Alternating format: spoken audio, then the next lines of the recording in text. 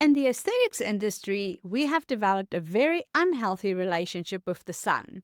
We have spent the last 2 decades terrifying clients into believing that any unprotected sun exposure will instantly age them and cause skin cancer. We've created a culture of being sun scared, but as a corneotherapist, we need to lead a more nuanced, scientifically accurate conversation. We need to teach our clients to be sun smart and not sun scared. In today's video, we're looking at a balanced barrier-first approach to photoprotection that honors the skin's physiology without fear-mongering. Let's start by acknowledging a biological truth. Human beings evolved under the sun. Our skins have a profound innate mechanism embodied in it designed to enable and handle a certain amount of UV radiation. When we are exposed to UV, the skin doesn't just sit there and take the damage, it actively responds. It thickens the stratum corneum through hyperkeratosis to create a physical shield.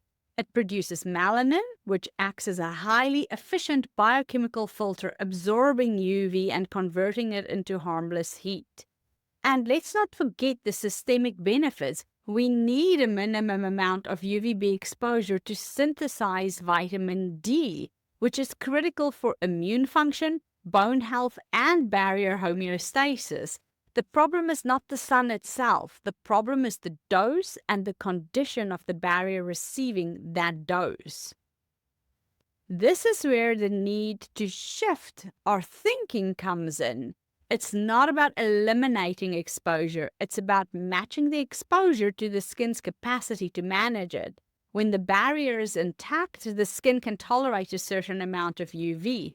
But when the barrier is compromised, that same exposure becomes far more damaging.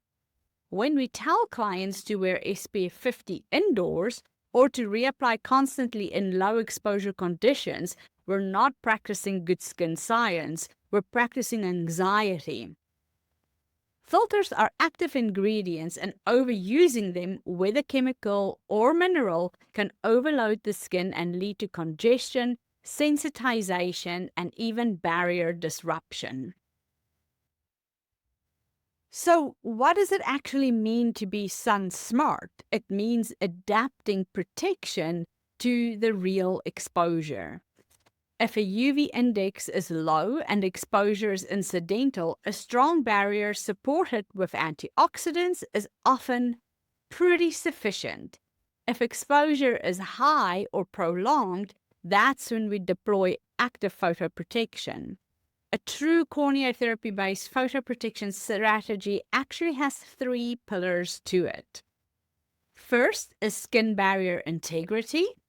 Second is antioxidant support, and third is intelligent filtering. Everything we do clinically should reinforce these 3 layers of defense. I always think back to my days in New Zealand where we had a slip, slop, slap campaign on sun smart habits. It worked because it didn't rely on sunscreen alone. It included clothing, shade, and behavior. And that's the model we should be returning to. It was so efficient, and I wish we would go back to that. Our role is not to create fear around the sun. It's to build resilient skin that can interact with its environment safely and to educate clients on how to manage exposure intelligently. I hope you enjoyed this information and are passing on sun-smart information to your clients instead of fear-mongering to get them through summer safely and efficiently with the best skin that they can have. I will see you next week.